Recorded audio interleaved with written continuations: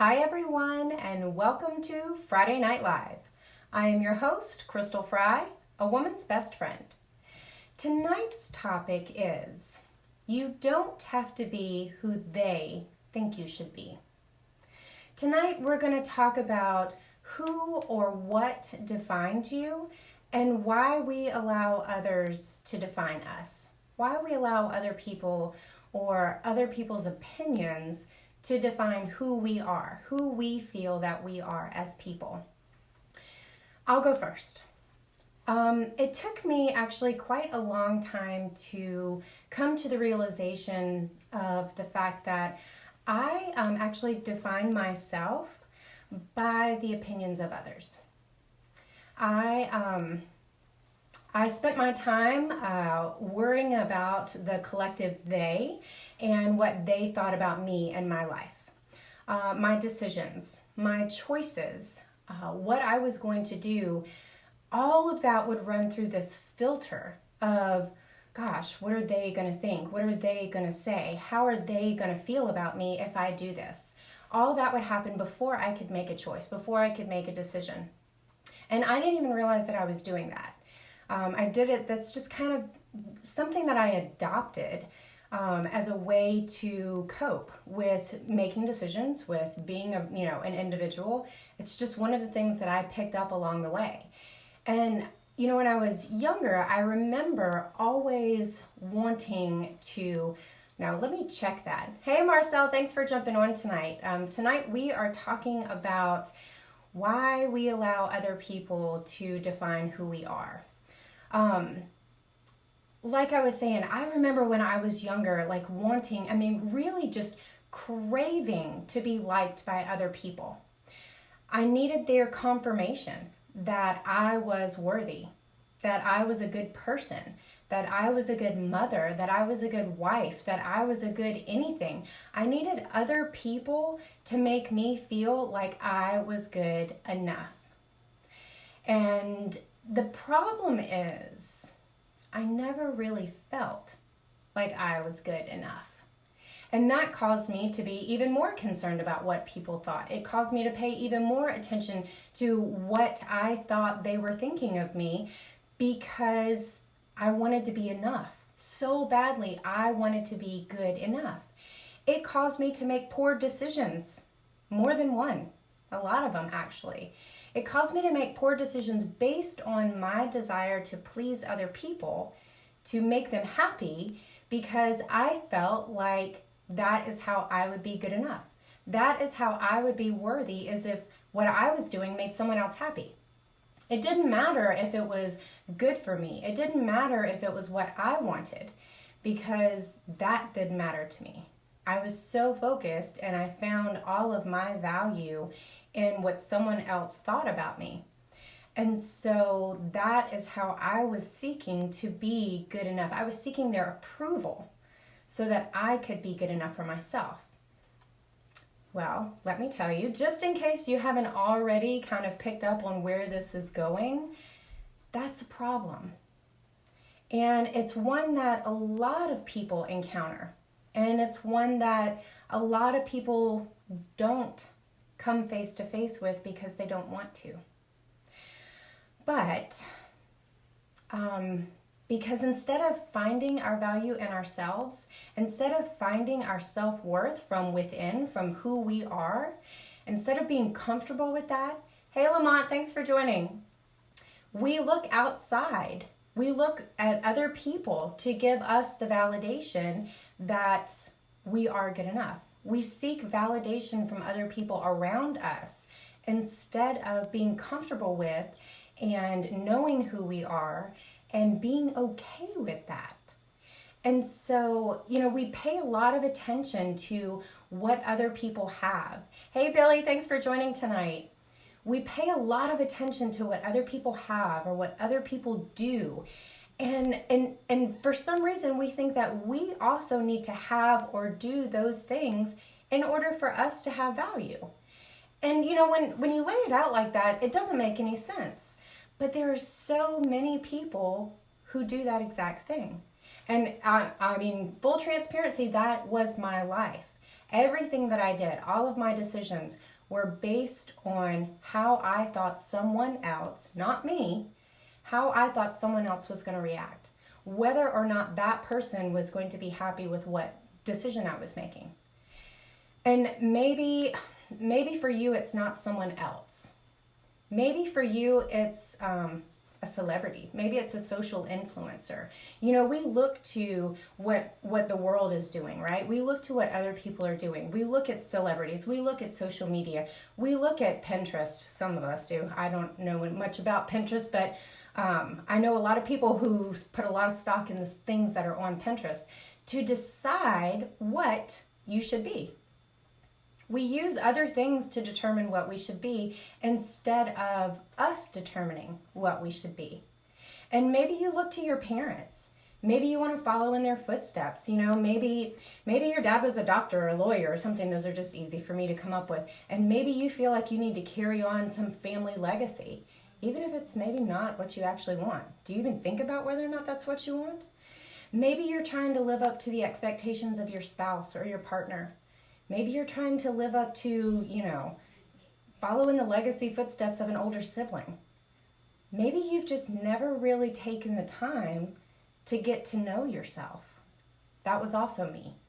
I had not taken the time at all to get to know who I was because, again, I was so focused on doing and being what everyone else wanted to make them happy. It never really occurred to me to stop and think about what I wanted or what would make me happy.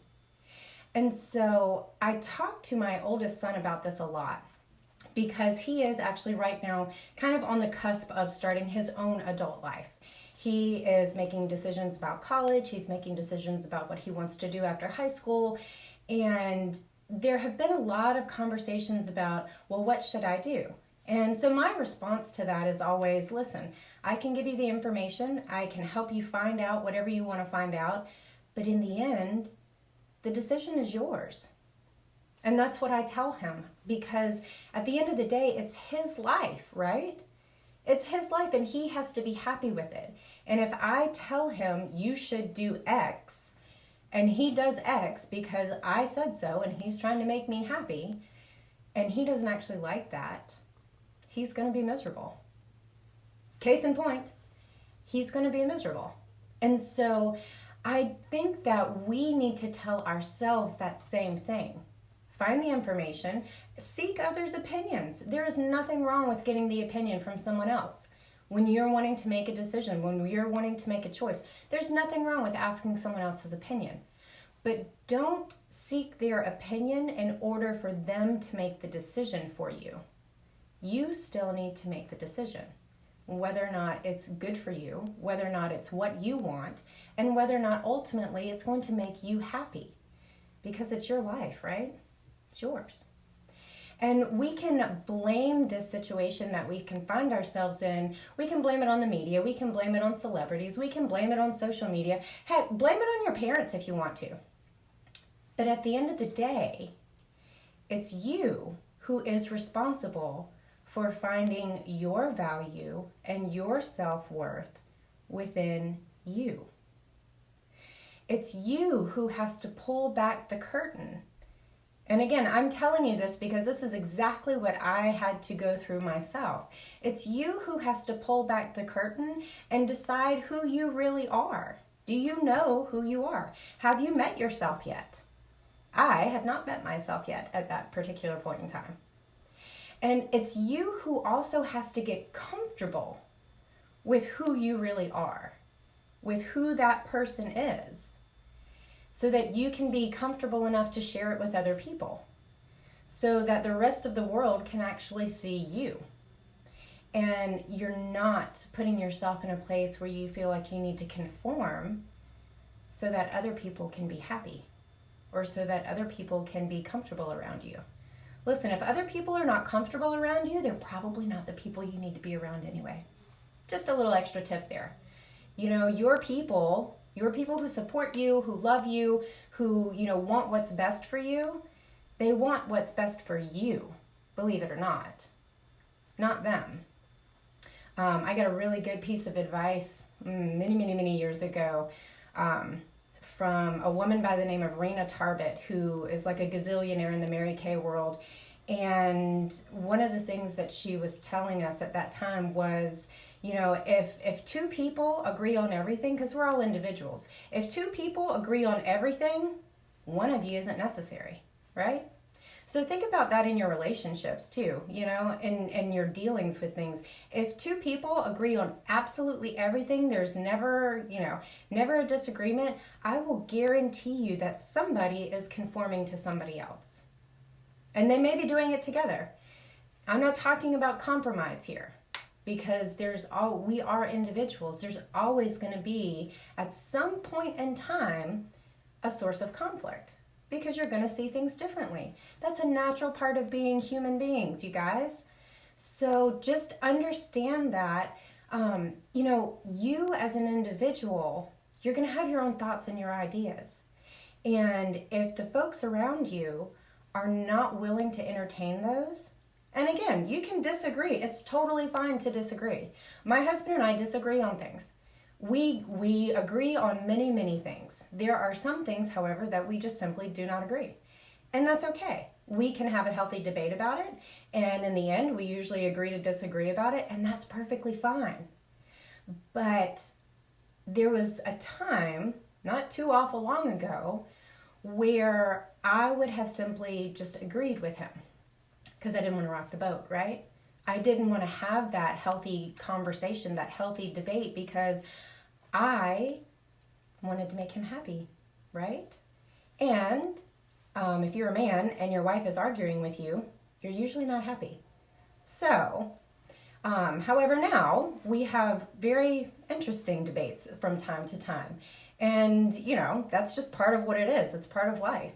So, but you have to reach that point where you are comfortable enough with who you are and what you believe and what you feel and what your interests are and what your likes and your dislikes are, to be able to share that and not have yourself in a place where you're feeling like you are less than, you know, you're lower, you're less than because you have a differing opinion. You guys, the wonderful thing about the world is that we're all different, right? We all have our own experiences. We all have our own differences. We all have our unique abilities and our unique talents and skills and our unique experiences that we bring into the world. And if we take those out and everyone is all the same, how boring is that? How boring would that be? I mean, seriously, think about that. That's like robotics land. No, thank you. So, but you have to get to that point where you know who you are so that you can then share that with other people. Because after all, it's not their life, right? As you're talking about agreeing with people and just going along to get along, it's not their life. It's yours. And you only get one. Just one. Just one. And so why would you spend it trying to make someone else happy, trying to be someone else, someone that you're not, in order to make anyone else happy, right? Again, sometimes that's a tough pill to swallow. It certainly was for me. When I started going through the process of self-discovery and pulling back the curtain, there was a lot of things that they weren't pretty. Right? They weren't pretty because there were a lot of things about myself that I was not paying attention to, that I was not allowing to come to the surface because I had an innate desire to make other people happy, regardless of whether or not it made me happy, because that's how I found my value. If other people were happy, then I had value. If they weren't happy, then I didn't have any value. But through all of that, through a lot of years of doing that, it never made me feel like I was good enough. I was always constantly still trying to be good enough because I didn't know my own value and I didn't know my own worth. So I do now. And I hope that you do too. If you don't, tonight I want to leave you with a challenge.